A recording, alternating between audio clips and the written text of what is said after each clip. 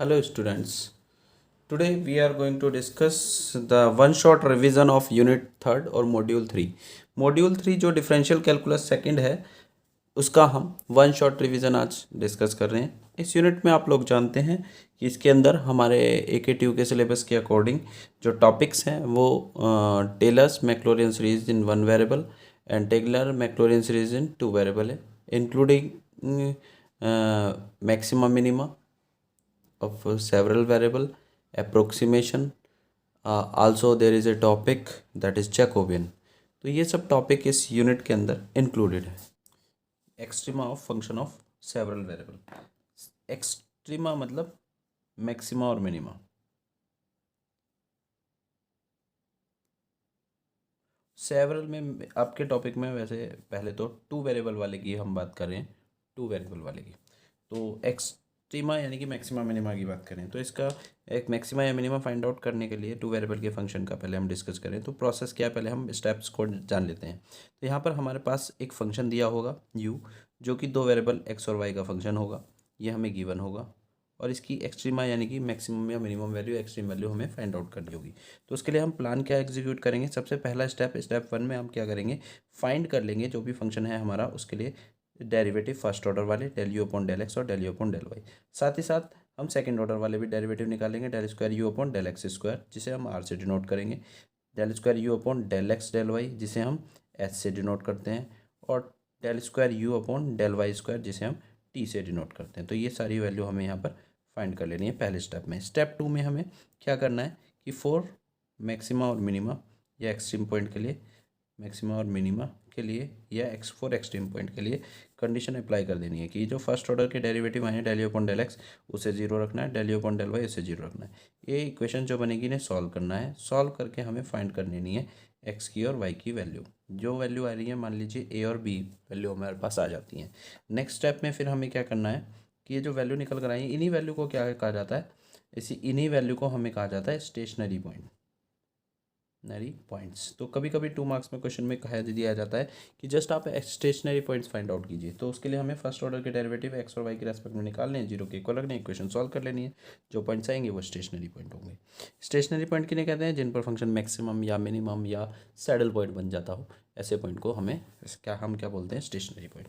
अब next step में हमें क्या करना है कि इन्हें एग्जामिन करना है, टेस्ट करना है कि ये स्टेशनरी पॉइंट है किस टाइप के, मैक्सिमा है, मिनिमा है या सैडल पॉइंट है। तो उसके लिए क्या करना होगा स्टूडेंट, हमें at x equal to a y equal to b find कर लेनी है आर की वैल्यू, एस की वैल्यू और टी की वैल्यू। कैसे, ये जो वैल्यूज हमने निकाली है आर एस और टी की, इसमें एक्स को ए वाई को बी रिप्लेस कर दें। नेक्स्ट स्टेप में हमें क्या करना है स्टूडेंट, इनमें से कौन सा केस बन रहा है उसके हिसाब से हमें आइडेंटिफाई करना है। केस फर्स्ट ये कहता है कि अगर आपका r T minus s square at जो हमने पॉइंट निकाला है x equal to a y equal to b, इस पर r T minus s square means ये जो आर और टी और एस की वैल्यू है उन्हें यहाँ रिप्लेस कर देना है। ये वैल्यू हमारी फाइंड करने के बाद अगर ये नेगेटिव आ जाती है, negative means less than zero, तो उस केस में नाइदर मैक्सिमा नॉर मिनिमा वाला पॉइंट हो जाएगा, ए कॉमा बी। ना तो मैक्सिमा पॉइंट बनेगा ना मिनिमा। ऐसे पॉइंट को क्या कहा जाता है, सैडल पॉइंट कहा जाता है। ठीक है स्टूडेंट। उसके बाद नेक्स्ट केस सेकंड ये बनता है, अगर ऐसा हो जाए हमारा R T minus s square की वैल्यू पॉजिटिव आ जाए, तो उस केस में स्टूडेंट क्या होता है, हमें इसके साथ साथ जब पॉजिटिव आ जाए तो हमें इसके साथ साथ हमें चेक करना होगा कि आर कैसा आ रहा है। अगर आर पॉजिटिव है तो मिनिमा हो जाएगा, और आर अगर नेगेटिव है तो मैक्सिमा वैल्यू हो जाएगी। किस पॉइंट पर, एट जिस पर हम चेक कर रहे थे, ये जो पॉइंट आया था हमारा stationary point A comma B, ये वाला पॉइंट हमारा मैक्सिमा या मिनिमा, यानी कि R T minus square positive आने के केस में ही फंक्शन मैक्सिमा या मिनिमा वैल्यू रखता है। अगर आर पॉजिटिव है तो मिनिमा और आर नेगेटिव है तो मैक्सिमा। तो एक क्वेश्चन हम यहाँ पर करके देख लेते हैं। तो यहाँ क्वेश्चन में कहता है कि find the maxima and minima of u is equal to x cube plus y cube minus 63 x plus y plus 12 x y. इसका मैक्सिमम मिनिमा निकालना है, या फिर ये भी कह सकता है फाइंड द एक्सट्रीम पॉइंट। तो उसके लिए हमें जो स्टेप डिस्कस किया उसके अकॉर्डिंग पहले स्टेप में हमें क्या करना होगा, सारे डेरिवेटिव्स निकालने होंगे। तो del you upon del x निकालेंगे, तो एक्स के रेस्पेक्ट में पार्शियल डेरिवेटिव करेंगे, वाई कांस्टेंट रहेगा तो इसका तो हो जाएगा 3x², ये कांस्टेंट है 0 हो जाएगा। इसका करेंगे माइनस का 63, एक्स का 1 हो जाएगा, वाई का 0, तो ये बचा। यहाँ पर एक्स के रेस्पेक्ट में इसका करेंगे तो प्लस का 12 वाई आ जाएगा। तो ये हमारी वैल्यू आ जाती है del you upon del x की। Del you upon del Y निकालेंगे स्टूडेंट, तो वो similarly 3y² minus 63 plus 12x आ जाएगा। ठीक है, नेक्स्ट हम आर फाइंड करेंगे। R means del square you upon del x square, तो इसका अगेन एक्स के रेस्पेक्ट में करेंगे तो 6x, और ये सब कांस्टेंट है 0। फिर एस निकालेंगे जो होता है del square you upon del x del Y. इसका मतलब पहले जो del you upon del Y आ चुका है उसका फिर एक्स के रेस्पेक्ट में, तो इसका एक्स के रेस्पेक्ट में करेंगे तो ये कांस्टेंट 0, ये 0, और इसका कितना आएगा 12 आ जाएगा। नेक्स्ट फिर हम टी निकालेंगे। टी किसके इक्वल होता है, del square you upon del y square के। इसका फिर से वाई के रेस्पेक्ट में करेंगे तो एक्स वाला टर्म ये कांस्टेंट 0, इसका हो जाएगा 6y। तो ये हमें वैल्यू मिल जाती है। नेक्स्ट फिर हमने सेकंड स्टेप डिस्कस किया था स्टूडेंट। सेकंड स्टेप हमने क्या डिस्कस किया था कि फॉर मैक्सिमा और मिनिमा हमें ये फर्स्ट ऑर्डर डेरिवेटिव 0 रखना है। तो फॉर मैक्सिमा और मिनिमा के लिए हमें क्या करना है, del you upon del x की वैल्यू को 0 रखना है और del you upon del y की वैल्यू को 0 रखना है। तो del you upon del x की वैल्यू यहाँ पर हमें स्टूडेंट क्या मिली थी, ये मिली थी 3x² minus 63 plus 12y equal to 0, और del you upon del y मिला था 3y² minus 63 plus 12x equal to 0। तो स्टूडेंट यहाँ पर आप देख सकते हैं ये जो दोनों इक्वेशन है ना, इन्हें अगर मैं ए और बी बोलूँ, तो अगर इन दोनों इक्वेशन में दोनों में ही दोनों तरह के वेरिएबल है, इसमें भी एक्स और वाई इन्वॉल्व है इसमें, तो सॉल्व करने में दिक्कत आती है। तो उस केस में आपको हर एक क्वेश्चन में जिसमें भी ऐसा हो, आपको इक्वेशन सॉल्व करने के लिए इंटरमीडिएट इक्वेशन हमेशा बनानी है। वो कैसे, दोनों इक्वेशन को माइनस कर देना है, इक्वेशन ए में से इक्वेशन बी को माइनस कर देना है। जैसे ही माइनस करेंगे तो 3 कॉमन यहाँ से आएगा, x² माइनस y², 63 कैंसिल, यहाँ से 12 कॉमन y माइनस एक्स आ जाएगा इक्वल टू 0। तो यहाँ से आप देख सकते हैं कि ये 3 से डिवाइड हो जाएगा और यहाँ पर फैक्टर हो जाएंगे x minus y, x plus y, plus 3 से डिवाइड किया 4, और ये y minus x equal to 0। इसमें से आप देख सकते हैं कि x माइनस वाई फैक्टर अगर कॉमन लें तो बनता है x प्लस वाई, यहाँ बचता है, और ये माइनस का 4 इक्वल टू 0। यहाँ से सिंप्लीफाई करें तो दो की प्रोडक्ट 0 है, तो या तो x माइनस वाई 0 होगा या फिर x plus y minus 4 equal to 0 होगा। इन इक्वेशंस को हम इंटरमीडिएट इक्वेशन बोलते हैं। x बराबर वाई होगा या फिर यहाँ से y equal to 4 minus x होगा। तो अब एक एक केस को लेकर इक्वेशन एक के साथ हम सॉल्व कर लेंगे।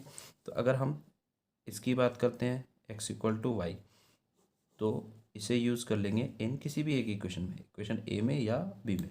जब हम x इक्वल टू वाई रखते हैं तो यह आ जाएगा 3y² minus 63 plus 12y equal to 0। यहाँ से जब हम सॉल्व करेंगे तो सॉल्व करके हमें वैल्यू क्या मिल जाती है y की, यहाँ से इसे सॉल्व करेंगे, फैक्टर करेंगे, तो फैक्टर हमारा बनेगा x प्लस वाई प्लस 7 और y प्लस वाई माइनस 3, ये फैक्टर हो जाएंगे। यहाँ से y की वैल्यू हमारी आ जाएगी सॉल्व करके, एक तो y इक्वल टू -7 और एक आ जाएगी y इक्वल टू प्लस का 3। अब x भी चाहिए भाई, हम ये सारा ड्रामा किसके लिए करें, x बराबर y के लिए। तो जब y बराबर -7 तो x बराबर तो -7 हो जाएगा, और y बराबर 3 के लिए x बराबर 3 हो जाएगा। तो हमारे पॉइंट्स क्या बने, देख तो 3,3 बना, और एक पॉइंट बना -7, -7। अब इसी तरीके से दूसरा केस भी तो था कि y इक्वल टू क्या हो सकता है, 4 माइनस एक्स। तो y equal to 4 minus x अगर हम यूज़ करेंगे इन इक्वेशन ए में, ये कौन सी है, ये वाली, ये जो इक्वेशन है, इसमें हम अगर यूज़ करेंगे तो हमारी यूज़ करने के बाद इक्वेशन क्या बनेगी, x² plus 4 into 4 minus x minus 21 equal to 0। तीसरे हम डिवाइड कर चुके हैं तब बनाइए, और x² minus 4x minus 5 equal to 0 ही आ जाएगा। इसको हम अगर फैक्टर करेंगे तो हमारे फैक्टर x माइनस 5 और x प्लस 1 बन जाते हैं। नहीं भी फैक्टर करोगे तो आप तो कैलकुलेटर से फाइंड कर सकते हैं, कैलकुलेटर तो अलाउ होता ही है। x की वैल्यू 5 और x की वैल्यू -1 आ जाएगी, बट y निकालना है तो हम किसके लिए सॉल्व कर रहे हैं, y equal to 4 minus x के लिए। तो इसमें वैल्यू रख देंगे, x की वैल्यू 5, तो y तो -1 आ जाएगा इस केस में। ठीक है, इसके लिए देखेंगे तो y equal to 4 minus x था, तो 4 माइनस एक्स की वैल्यू -1 है, तो y इक्वल टू कितना आ जाएगा, 5 आ जाएगा। तो स्टूडेंट पॉइंट्स क्या बने, भाई एक्स 5 के लिए वाई इतना आया, एक्स -1 के लिए इतना आया, तो पॉइंट एक्स कॉमा वाई होते हैं ना, तो पॉइंट्स क्या बने यहाँ से 5 कॉमा -1 और -1 कॉमा 5। ठीक है, ये पॉइंट्स हमारे पास आ गए। तो इस तरीके से अगर हम देखें तो क्वेश्चन में हमारे पास टोटल पॉइंट्स कौन कौन से आए, जो भी पॉइंट्स आए उनके लिए हम एग्जामिन करेंगे। तो एक टेबल सा बना लेते हैं जिससे ज़्यादा लेंदी भी ना हो और हमारा क्वेश्चन भी हो जाए आसानी से। पॉइंट, यहाँ पर हम वैल्यू ऑफ आर, ठीक है, उसके बाद value of S, value of T, value of R T minus s square, and फिर रिमार्क यहाँ पर लिख देंगे रिजल्ट जो भी बन रहा है। तो पॉइंट हमारे क्या क्या थे, पॉइंट्स हमारा 4 पॉइंट टोटल आ चुके हैं। एक पॉइंट आया था हमारा 3,3, एक पॉइंट आया था हमारा -7, एक पॉइंट आया था हमारा 5, और नेक्स्ट पॉइंट आया था हमारा -1, 5। तो हम आर की वैल्यू जो हमने फाइंड करी थी स्टेप 1 में, वो आर की वैल्यू थी 6x, एस की वैल्यू हमारी 12y थी, टी की वैल्यू 6y आई थी। अब इसमें एक एक करके वैल्यू रख देते हैं। भाई 6x है तो x यहाँ पर 3 है, तो आर की वैल्यू इस केस में तो कितने आ गई, r = 6 3 जा 18, और s हमारा 12 है ही, टी भी यहाँ पर कितना आ जाएगा 18 आ जाएगा। अब यहाँ से RT - S स्क्वायर सोल्व करेंगे, R × T 18 × 18 तो 18 स्क्वायर हो जाएगा, -S स्क्वायर यानी कि 12 का स्क्वायर। तो आप जान सकते हैं यहाँ ये वैल्यू कैसे आएगी, पॉजिटिव, पॉजिटिव मतलब ग्रेटर देन 0।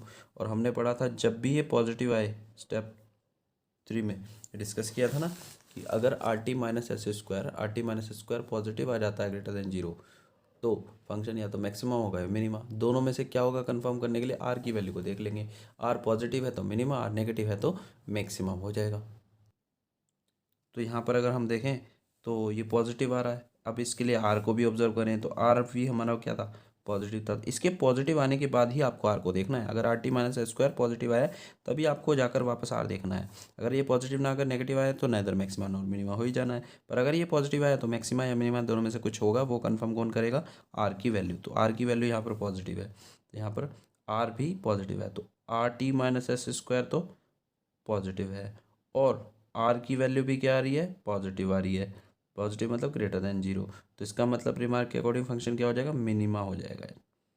ठीक है, ऐसे ही हम -7, पर देख लेंगे, और ये सारी वैल्यू देखकर -7, अगर देखेंगे तो इससे हम सारी वैल्यू निकाल लेंगे। ये -7, पर वैल्यू देखें तो यहाँ से आ जाएगा -42, S 12 है ही, और T -42। यहाँ पर वैल्यू अगर हम RT - S स्क्वायर रखेंगे तो ये वैल्यू हमारी आ जाएगी 42 का स्क्वायर -12 का स्क्वायर, जो कि पॉजिटिव है। पॉजिटिव है तो आर को में ऑब्जर्व करेंगे तो RT - S स्क्वायर पॉजिटिव आ गया। आर भी हमारा, आर यहाँ कैसा है हमारा, नेगेटिव है, नेगेटिव है, तो आर नेगेटिव होने के केस में क्या बताया था, ये मैक्सिमा बताया था। ठीक है, इस वाले केस के लिए अगर हम RT - S स्क्वायर इन दोनों के लिए निकालेंगे तो इन दोनों के लिए निकालने पर नेगेटिव आ जाएगा। ये क्या आ जाएगा, नेगेटिव आ जाएगा, रख कर चेक कर सकते हैं आप, ये वैल्यू नेगेटिव आ जाएगी। नेगेटिव आ जाएगी तो नाइदर मैक्सिमा हो जाएगा और नोर मिनिमा हो जाएगा। तो इस तरीके से हमारे पास मैक्सिमा या एक्सट्रीम पॉइंट कौन कौन से बने। मैक्सिमा पॉइंट तो हुआ एट किस पर, ये कौन से पॉइंट पर आया था, 3, नहीं मैक्सिमा आया था -7, पर, और मिनिमा आया था, मिनिमा किस पॉइंट पर बन रहा था, एट 3, 3 पर। तो स्टूडेंट इस तरीके से ये क्वेश्चन हमारा करना है एग्जाम में आए तो। ठीक है, इन्हें एक्सट्रीम वैल्यू भी कहते हैं, ये दोनों एक्सट्रीम वैल्यू भी कहलाती है मैक्सिमम मिनिमा का। तो स्टूडेंट ये कुछ प्रैक्टिस के लिए क्वेश्चंस हैं जो इससे related important questions university exam में आए हुए हैं। Discuss the maximum minima of u = x³ + y³ - 3axy 2004, 12 और 14 में आया हुआ है। Rectangular box open at the top is to have a volume of 32 cc means cubic centimetre. Find the dimension of the box requiring least material for its construction. 2005-15 में आया हुआ है। Student ये क्वेश्चन बहुत ज़्यादा इंपॉर्टेंट है 32 cc वाला। इसी तरह से ये भी इंपॉर्टेंट है, divide 24 into 3 parts such that the continued product of first, square of second and cube of third में भी मैक्सिमम। मतलब यहाँ पर यह है कि 24 के ऐसे 3 पार्ट करने हैं, तो मान लिया एक पार्ट x है, एक y, एक z है, तो यहाँ पर आपको 24 के 3 पार्ट करने हैं। ये पार्ट माने हैं तो x + y + z किसके इक्वल हो जाएगा, 24 हो जाएगा स्टूडेंट। नेक्स्ट फंक्शन जिसको मैक्सिमम करना है वो क्या है, मैक्सिमम किसे करना है, इस तीनों पार्ट में से प्रोडक्ट को, किसकी प्रोडक्ट को, first into square of second और क्यूब ऑफ थर्ड यानी कि z3।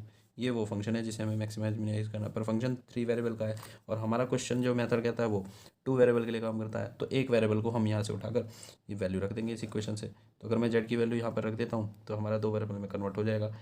ठीक है, तो यहाँ पर वैल्यू रख देंगे जेड की वैल्यू यहाँ पर या फिर आप एक्स की रख दीजिए, ज़्यादा आसान हो जाएगा।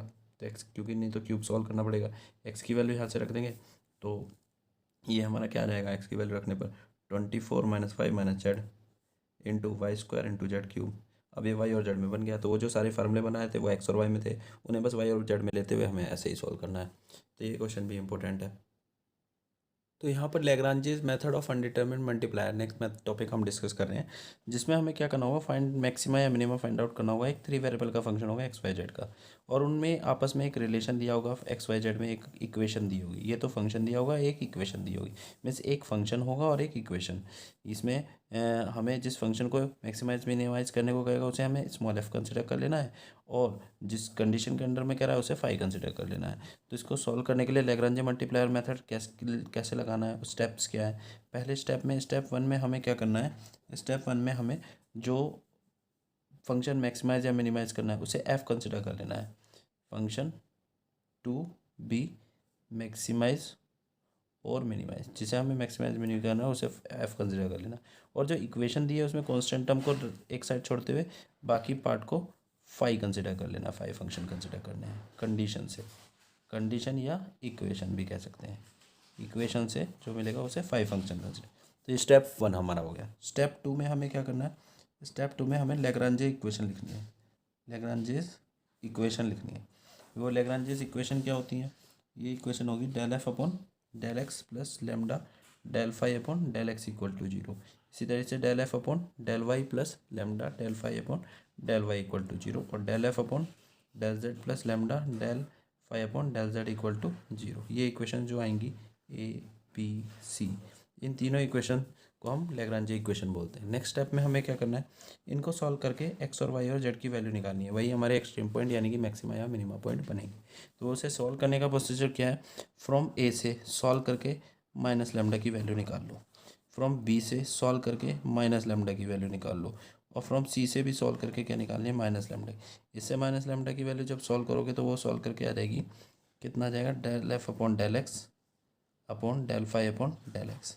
इससे del F upon del Y upon del phi upon del Z, और इससे del F upon del Z upon del phi upon del Z, ये वैल्यू आ जाएगी। स्टूडेंट फिर इन तीनों वैल्यू को, क्योंकि तीनों ही आपस में सब माइनस लेमडा के इक्वल है तो तीनों को आपस में इक्वल रख देंगे। यहाँ से सॉल्व करके हमें वैल्यू मिल जाएगी किसकी, एक्स वाई और जेड की। जैसे ही एक्स वाई जेड की वैल्यू मिलेगी, यही वो वैल्यू है जो एक्सट्रीम वैल्यू होगी। एक्सट्रीम वैल्यू यानी कि मैक्सिमा होगा इन पॉइंट पर फंक्शन की वैल्यू, या मिनिमा होगी।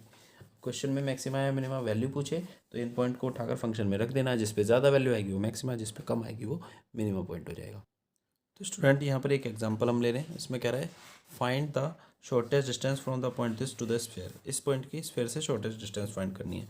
तो उसके लिए जो पॉइंट शॉर्टेस्ट डिस्टेंस पर स्फीयर पर होगा इस पॉइंट से, वो पॉइंट हमने स्फीयर पर लेट कर लिया, वो पॉइंट है P. X comma y is the any point on sphere, जो भी हमें दिया हुआ है। तो अगर ये स्फीयर पर है और इसकी डिस्टेंस, अगर ये जो गिवन पॉइंट है इसे क्यू बोल रहे हैं, तो इस केस में हमारा पी क्यू जो डिस्टेंस हो जाएगी दोनों के बीच की, वो डिस्टेंस फार्मूले से निकल जाएगी, एक्स माइनस 1 का whole square plus y minus 2 का whole square plus z plus 1 का होल स्क्वायर। ये जो डिस्टेंस है इसको हमें क्या करने को कह रहा है, शॉर्टेस्ट यानी कि मिनिमम निकालने को कह रहा है। तो हम एक काम करते हैं, इसको मैक्सिमाइज मिनिमाइज करना मुश्किल हो जाएगा, डिफरेंशिएशन वगैरह करना पड़ेगा। तो अंडर रूट को हटाने के लिए पहले स्क्वायर कर लेते हैं। तो ये पी क्यू स्क्वायर हो जाएगा, ये हो जाएगा हमारा एक्स माइनस 1 का whole square plus y minus 2 का whole square plus z plus 1 का होल स्क्वायर। ठीक है, ये जो पार्ट है स्टूडेंट, ये वो फंक्शन है जिसे हमें मैक्सिमाइज या मिनिमाइज करना होगा। शॉर्टेस्ट कह रहा है तो मैं मैक्सिमाइज कर मिनिमाइज करना होगा। तो इसको हम यू या एफ कंसिडर कर लेते हैं मेथड के अकॉर्डिंग। मैंने बताया था जिसको मैक्सिमाइज या मिनिमाइज करना होता है उसे स्मॉल एफ फंक्शन कंसिडर कर लेते हैं लैग्रांजे मेथड के अकॉर्डिंग। तो ये हमने स्मॉल एफ फंक्शन कंसिडर कर लिया मेथड के अकॉर्डिंग। ठीक है, उसके बाद नेक्स्ट स्टेप में, इसी स्टेप में मैंने बताया था फाई एक फंक्शन हम कंसिडर करते हैं। अब ये फाई कहाँ से कंसिडर करना होता है, जो हमारे पास इक्वेशन दी होती है उसमें से। तो इक्वेशन हमारे पास थी, इक्वेशन में x square plus y square plus z square equal to 24। तो इसमें से कॉन्स्टेंट टर्म को छोड़कर ये जो हिस्सा बचा ये फाई हो जाएगा। अब लैग्रांजे इक्वेशन लिखनी होगी। लैग्रांजेस इक्वेशन क्या होती है, लैग्रांजेस इक्वेशन मैंने बताया था वो होती है del F upon del x plus lambda times of del phi upon del x equal to 0। Del F upon del y plus lambda times of del phi upon del y equal to 0, और del F upon del z plus lambda time of del phi upon del z equal to 0। इनमें value रखें, del F upon del x, तो ये हमारा F ये था, इसका x के रेस्पेक्ट में डेरिवेटिव करेंगे पार्शियली, क्या आएगा, ये तो कांस्टेंट रहेंगे दोनों, इसका हो जाएगा 2 into x minus 1 plus lambda into del F upon del x, यहाँ से आ जाएगा 2x इंटू इक्वल टू 0। तो यहाँ से मैंने क्या बताया था, माइनस लैम्डा की वैल्यू निकालेनी है, इसको इधर ले जाएंगे, minus lambda is equal to 2 से 2 कैंसिल आउट हो जाएगा, एक्स माइनस 1 अपॉन एक्स आ जाएगा। ठीक है स्टूडेंट, इसी तरीके से यहाँ से भी del F upon del y की वैल्यू डिफरेंशिएट इसी का करेंगे, एफ का तो कितना आएगा 2 into y minus 2 plus lambda del phi upon del y, phi ये था, इसका वाई के रेस्पेक्ट में करेंगे 2y इक्वल टू 0। यहाँ से हम माइनस लैम्डा की इसको उधर ले जाएंगे, तो minus 2 lambda y equal to ये आ जाएगा, तो माइनस लैम्डा इक्वल टू कितना आ जाएगा, वाई माइनस 2 अपॉन वाई। ठीक है, यहाँ से सॉल्व करेंगे तो 2 इंटू इसका डेरिवेटिव जेड के रेस्पेक्ट में करेंगे तो 2 into Z plus 1 plus lambda into 2z इसका डेरिवेटिव आ जाएगा इक्वल टू 0। यहाँ से माइनस लैम्डा निकालेंगे तो स्टूडेंट वो कितना आ जाएगा, minus lambda is equal to Z plus 1 upon Z आ जाएगा। तो ये वैल्यू आ गई हमारी यहाँ से। अब हमें तीनों वैल्यू को इक्वल रख देना है, जो हमने स्टेप डिस्कस किए थे, माइनस लैम्डा की जो वैल्यू है ये तीनों ही माइनस लैम्डा की इक्वल है, तो आपस में भी इक्वल होंगे। तो ये y minus 2 upon y equal to Z plus 1 upon z. थोड़ा सा सिंप्लीफाई करें तो एक्स को डिवाइड में ले जाएं दोनों के, तो 1 माइनस 1 अपॉन एक्स, ये 1 माइनस 2 अपॉन वाई, और ये 1 प्लस 1 बाई जेड आ जाएगा। अब तीनों में से तीनों वैल्यू आपस में इक्वल हैं, तो तीनों में से सेम वैल्यू माइनस करेंगे तो सेम रहेगा, यानी कि 1 को माइनस कर देते हैं तीनों में से, तो माइनस का 1 बाई एक्स बचेगा, माइनस का 2 बाई वाई बचेगा, और ये 1 अपॉन जेड बचेगा। हमें एक्स वाई जेड की वैल्यू निकालनी है, तो तीनों वैल्यू आपस में इक्वल हैं, तो किसी के तो इक्वल होगी, मान लिया हमने के इक्वल मान लिया, तो इन दोनों को इक्वल रखेंगे तो minus 1 by x is equal to k, तो एक्स की वैल्यू कितनी आ जाती है, माइनस का 1 बाई के। ठीक है, इन दोनों को इक्वल रखेंगे, minus 2 upon y equal to k, तो यहाँ से y की वैल्यू कितनी आ जाती है, माइनस 2 बाई के। इसी तरीके से 1 बाई जेड को के इक्वल रखेंगे, तो यहाँ से z की वैल्यू कितनी आ जाएगी, 1 अपॉन के। ठीक है स्टूडेंट, अब एक्स वाई जेड चाहिए तो के की वैल्यू मिल जाए अगर, तो हम निकाल पाएंगे। अब इन सारी वैल्यू को ऐसी जगह रख देना जहाँ इक्वेशन में हमें बाकी सब पता हो के ना पता हो, तो इस वाली इक्वेशन में रख देंगे, x square plus y square plus z square is equal to 24 using these in x square plus y square plus z square is equal to 24। इसमें रख देंगे एक्स की वैल्यू कितनी है, माइनस का 1 अपॉन के इसका स्क्वायर, वाई की वैल्यू कितनी है, माइनस का 2 अपॉन के का स्क्वायर, और जेड की वैल्यू कितनी है, 1 अपॉन के का स्क्वायर इज इक्वल टू 24। यहाँ से हम सिंप्लीफाई करेंगे तो 1 plus 4 plus 1 is equal to 24 के स्क्वायर आ जाएगा एलसीएम उधर जाकर। ठीक है स्टूडेंट, तो यहाँ से अगर हम देखें तो 4 2 6 अपॉन 24 इज इक्वल टू के स्क्वायर आ जाएगा। तो के की वैल्यू यहाँ से कितनी निकल आती है स्टूडेंट, प्लस माइनस 1/2 निकल आती है। 4 जा 22, और अंडर रूट करेंगे तो 1/2 प्लस माइनस में आएगा। के की वैल्यू आ गई, पर हमें के नहीं चाहिए, एक्स वाई जेड चाहिए, तो हमारा के यहाँ से निकल वो एक्स वाई जेड की वैल्यू यहाँ से निकल आएगी के रिप्लेस करने पर। तो एक्स इज इक्वल टू, अगर हम के इक्वल टू 1/2 लेकर चलते हैं, तो यहाँ से एक्स इज इक्वल टू कितना आ जाएगा, -2 आ जाएगा। वाई इज इक्वल टू कितना आ जाएगा, यहाँ पर रखेंगे तो माइनस का 4 आ जाएगा, और जेड इज इक्वल टू कितना आ जाएगा, यहाँ से जेड इज इक्वल टू 2 आ जाएगा। तो एक तो ये हो गया, और 4 के इक्वल टू -1/2 दूसरी वैल्यू के लिए। इसके लिए अगर हम देखें तो एक्स यहाँ पर रखेंगे तो प्लस का 2 आ जाएगा, y is equal to plus का 4 आ जाएगा, और जेड इज इक्वल टू -2 आ जाएगा। अब यहाँ पर डिस्टेंस निकालें तो यहाँ पर distance P Q is equal to कितनी हो जाएगी, एक्स वाई जेड यहाँ पर रिप्लेस कर देंगे। जो हमारे पास इक्वेशन थी, ये पी क्यू की वैल्यू निकली थी, इसे इक्वेशन 1 बोल देते हैं। तो यही तो डिस्टेंस निकालनी है। अब एक्स वाई जेड जो मिनिमम वैल्यूज़ आई हैं वो यहाँ रख देंगे, उससे डिस्टेंस निकाल लेंगे, जो कम आएगी वो मिनिमम, अगर जो ज़्यादा आएगी वो मैक्सिमम। तो इसमें रख देंगे एक्स की वैल्यू हमारी जो आई है वाई की और जेड की, तो एक्स वाई जेड की वैल्यू अगर हम ये वाली रखते हैं, कौन सी, -2 -4 और 2, -2 -4 और 2। तो इसमें अगर हम रिप्लेस करेंगे तो ये हमारे बन जाएगा कितना, under root -3 square minus plus -6 का स्क्वायर और +3 स्क्वायर। ये सॉल्व करके √56 आ गया, दैट मीन्स 3√6। और अगर हम इसके लिए काम करते हैं x=2, 4 और -6 इक्वेशन 1 में रखते हैं तो हमारे पास PQ जो डिस्टेंस है वो इक्वल टू आ जाएगी हमारे पास 1² + 2² + 1²। ये सॉल्व करके √6 आ जाती है। तो यहाँ से अगर हम देखें तो इन दोनों डिस्टेंस में मिनिमम कौन सी वाली है, ये वाली मिनिमम है। तो शॉर्टेस्ट डिस्टेंस क्या हो गई, शॉर्टेस्ट डिस्टेंस =√6 यूनिट हो जाएगी। तो स्टूडेंट इस तरीके से हमें क्वेश्चन में काम करना है, जो भी हमारे लैग्रांज मल्टीप्लायर मेथड वाले क्वेश्चन है। कुछ प्रैक्टिस के लिए क्वेश्चन मैं दे दे रहा हूँ, जो इंपॉर्टेंट क्वेश्चन है वो और आप लगा लेना, तो ये टॉपिक क्लोज हो जाता है। स्टूडेंट इनमें से एक भी क्वेश्चन नहीं छोड़ना है आपको। तो ये तो शॉर्टेस्ट डिस्टेंस वाला मैंने अभी स्फेयर वाला करा ही दिया है। नेक्स्ट ये 2015 और 14 में यूनिवर्सिटी 15 और 18 में यूनिवर्सिटी एग्जाम में आया हुआ है। नेक्स्ट है आपको find the maximum minimum distance of the point this from the sphere square + y² + z² = 1। Same इसी टाइप का क्वेश्चन है, पॉइंट चेंज है, स्फेयर चेंज है, प्रोसेस वही है, 2010 और 14 में आया हुआ है। Rectangular box which is open at the top has capacity of 32 cubic centimetre determined using Lagrange multiplier method. ये हमने अभी उसमें भी मैक्सिमम मिनिमम में भी देखा था सिंपल वाले मेथड से।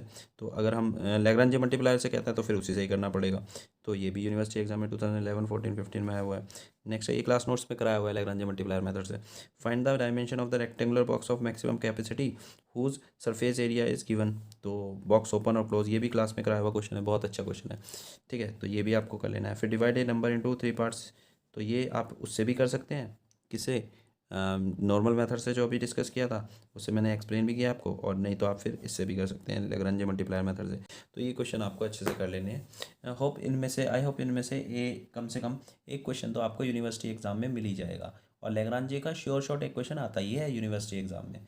आपको इससे रिलेटेड और भी वीडियोस हैं जिनका और भी क्वेश्चंस का सॉल्यूशन है, वो वीडियो के इस वीडियो के डिस्क्रिप्शन बॉक्स में लिंक में मैं शेयर कर दूंगा।